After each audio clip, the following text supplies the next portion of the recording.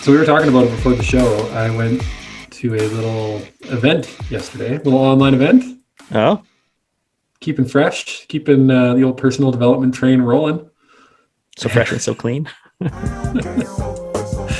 And I got invited to this Facebook group a little while ago, and it's called Archangel or Archangel, I think. Archangel? Probably Yeah. Archangel. Yeah, that sounds right.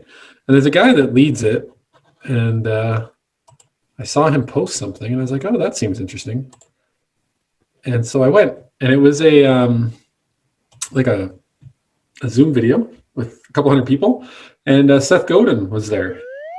Just out of nowhere? Or was he like... out. Well, no, he was like the guest. Yeah. Okay. I didn't But know if he was like in the group and he was like, hey, this sounds fun. I'll go to this.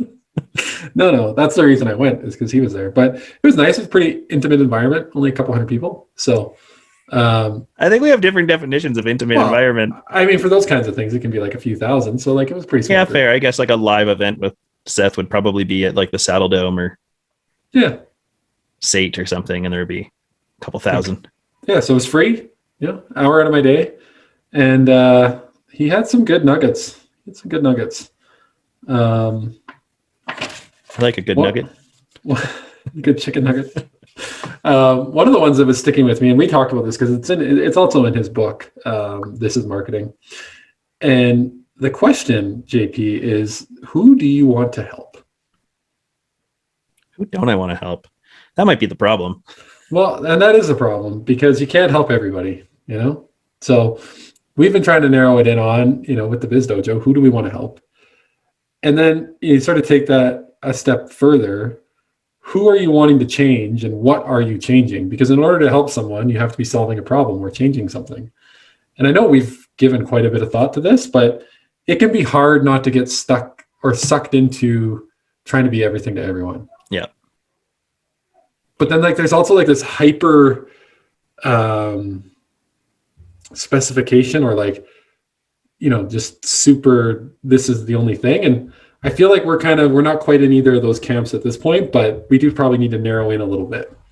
Yeah. Well, and I think part of it too is, especially when you start a podcast, you get a lot of feedback from a lot of people who are viewing it or listening to it from different angles, who have a lot of opinions about the direction you should go. And it's hard not to listen to every one of them. And you've got a listener on the other end giving you valuable feedback and you want to take it into consideration, but it's hard to say, nope, that's not our vision.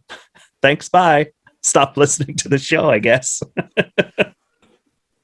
Well, that's a good point. So one of the things that he said was, if they've never heard of you, it's not for them. Don't worry about it. And I'm like, yeah, that's a good point, right? Organically through word of mouth, if people dig what we're doing, if they're, hey, and it's happening. They'll share it with their friends. Yep. We don't have to pump a million things out. I'm proud to say, we did one ad just to see. Yeah, just to test the waters and see what it actually did for us. Yeah, it was like $10 or something. But we've not spent $1 on advertising. Yeah. And, it's working. That's not to say that, maybe there's not a world where we would or we could. It's just all of this has been organic. And it cost us $10 to test the waters. Yeah, it didn't do anything. There's a lot of companies out there right now testing the waters at the hundreds of thousands of dollars rate. We got to do it for $10. So it all kind of goes into this formula, which basically says people who believe ... and want ... and I can provide them, or we can provide them with that. So I was thinking about our version of that, right? So people who believe in leadership and want to be inspired, we can provide that for you. Yeah. I dig it. That's our jam. Right? Weekly via the podcast. And there's sort of three elements that I'm thinking of when it comes to that. We've got through story, and we've got our podcast. We've got some of the things that we share on social. We've got our budding YouTube channel, but really providing the platform for inspiring leaders to share their stories. And, hopefully, I would expect if you're continuing to listen, it's because you were inspired by something someone said, and hopefully you did something as a result of that. Yeah. The feedback I've been getting is, not everything is directly inspiring. It's not like someone hears, we had a conversation the other day about the legal ins and outs of starting a corporation, which isn't for, not everyone's trying to start a corporation. So that part isn't for everyone, but there were still people who took stuff away from that conversation that they can apply to other parts of their leadership style or a better understanding of their business. And I love that feedback, because I feel like that means that we're kind of hitting the right notes. Well, and if nothing else, you took away the Darren McGinty story and you have a chuckle, and that's inspiring to me. That might be the most inspiring story I've heard all year. Yeah. I like it. Darren at thebizdojo.com has not gotten any emails yet. So if you want to be the first, feel free to send him a note. So we've got stories. I think we're building a community. I really feel that way. And I feel that way because when we bring a guest into the dojo, like, it's not, at least to this juncture, it hasn't felt transactional. It's felt like, they at least somewhat understand what we're doing, that they're down with it. They're cool. They're not just showing up because, it's a podcast, and like, I think we're finding people who dig what we're doing. And then, not to like the nth degree with everybody, but there's like this keeping in touch and posting and sharing that's growing and evolving. And I think we're building a community here. Yeah. I mean, I think we've got the community. We're continuing to build it, but I think it's there. I think we hear a lot from our past guests on new guests who show up as well, which is like fantastic. I don't know how many times I've heard a quick blurb from Bill or a like on some of our posts, and he was way back at the beginning of season 1 or season 2, which feels like forever ago. But he's been very connected to us, and we have to him, and a lot of the stuff that he's been doing is pretty incredible. So I love it. Even like Lauren, episode 2, like 10 years ago, and she still likes and shares her stuff. And then the third thing, which I think is what we want to build on, is in the personal development space. We joked off the top about writing a book, taking some of these resources or some of this content and curating it in a way that, is useful to people. Coaching, there's some things that we want to get into or that we're starting to go down the path on. And I think when you wrap that all up, if you're looking for inspiration and, you're passionate about leadership, that's really what we're building out here. Surprising to me, the number of people who I didn't think would be looking at coaching who have connected with me in some way and said, "Hey, I see you've got some coaching certifications, or I see that the Biz Dojo is offering some coaching services. Let's chat some more about that." And I think there's something there. There's something there for sure. Ultimately, I think deep down, we both really want to just help people, help community, help businesses if we can. Yeah. And if nothing else, we're building this community, this network that we can curate relationships. Yeah. Is kind of where my head goes. Like, I think of all the times that I've had conversations with people where they talk about storytelling, and I going back to Bill again, I've just said, "Hey, who's really good at storytelling and could help you right now? Bill Baker." Or, I've had a few conversations recently about some of the wing stuff, and, "Hey, let me connect you with Walter and you can have a conversation." And, I'm happy to talk to you about it. And I have my own thoughts on it and how it works and can provide some insight, but let's connect you with the source. Yeah, no, it's a beautiful thing. So on that note, we were not planning to talk about this today, but here we are. So that's getting in behind the scenes in terms of what we're working on.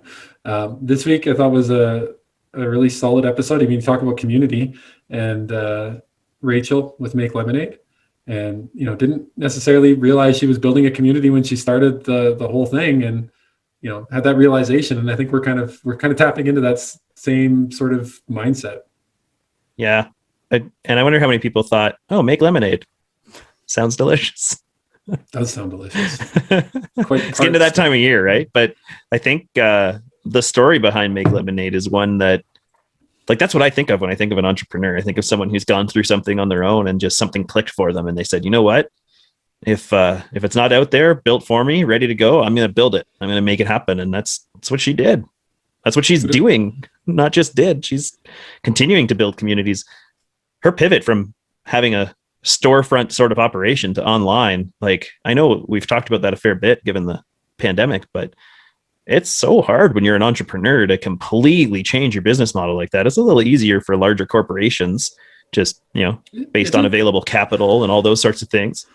Yeah, you might you might have 1,000 stores and you end up with 400, online communities, and you have some shutdowns and whatever in there. But I think it's probably easier when you're a larger corporation than when you're a mom and pop type shop, a solopreneur. Well, and it's not just her story, but many of the stories we've heard, like entire business is based around people coming to do business at a location. Yeah. And the innovation that has been required to get through has been amazing, and really enjoyed her story. This week, we're staying in Eastern Canada in terms of our... we thought we're out here. We might as well. We're not physically out here. we got to quarantine when we go home anyways. We might as well stay around for a while. Yeah. So Daryl Ching is coming on the show, and we recorded it last weekend. And I really like that episode. I think people are really going to enjoy it. Again, if you are in any way, shape, or form involved with or thinking about starting a business, it really just builds off of the episode with Jacob a couple weeks ago. Or if you know someone who's started, or if you're in a small business, or if you're in a corporate environment and you're thinking about making a leap, he did talk about that, having worked in a more corporate setting and making a leap into a smaller, more intimate organization, and then becoming an entrepreneur. Though, these lessons are not necessarily, I want to say, agnostic to small business. Like a lot of this stuff, if I think about my day job, I've had to go ask for capital. I've had to go talk to investors, quote unquote, depending on your role in a larger organization, some of these skills and resources that exist outside of that can be very useful. Even if you're not the person going and asking, having the knowledge of what's going to happen behind the scenes when you bring something forward is important. It really helps the conversation. Yeah, I think that sort of circles back to if you're in operations and you see a problem and that problem requires capital, and you know how to articulate the story to someone who can go get you said capital, that can be very effective. And I think if I were to look at one of the things that has made me successful in my career is getting to understand the financials of a business. So, one of the things I think Daryl specifically talked about is you can learn a lot in a big business and take those lessons with you to a small business or to starting your own thing. You don't just have to jump in the deep end and start your own thing. There's a lot of things you can learn from a corporation. Yeah. There's so many people too that are at larger corporations that say, I could run this better if I had my own version of this. And then they go and try. And, like we talked about with Daryl, like 80-90% of them fail. And there's a reason for it. Well, you know what sucks? Paperwork sucks. Yeah, paperwork's horrible. Especially on finance. Yeah. Well, I was just thinking, like, printing a piece of paper to mail a box of coffee is so not something that, like, it's not fun. It's not where my mind went, but I agree. I'm giving, like, the most literal example. The last time I had to ship one out was the same thing. I struggled with the fact that I had to print this thing, and then I had to find packing tape. Oh man, God. Yeah, it's anyway. You should still buy our coffee because it's amazing. But we'll fight the medium roast for you, man. Medium roast. I made some red eye gravy the other day with a little medium roast in it. Yeah, it's good. Delightful. That's wonderful. I need to go grind some. I think I'll have a little afternoon coffee today. I think that's what I'm going to do. Nice. That sounds enjoyable. I might do the same. Awesome. Well, hope everyone has a great week. Episode with Daryl drops Tuesday, and then we're into our final 3 for season 2. The final 3. We got some good podiums coming up too, I bet. We don't know what they all are as much as I say I bet. But they're gonna be they gotta be good for the final 3. The top 3, final 3. Anyway. Thanks everyone. Thanks everybody.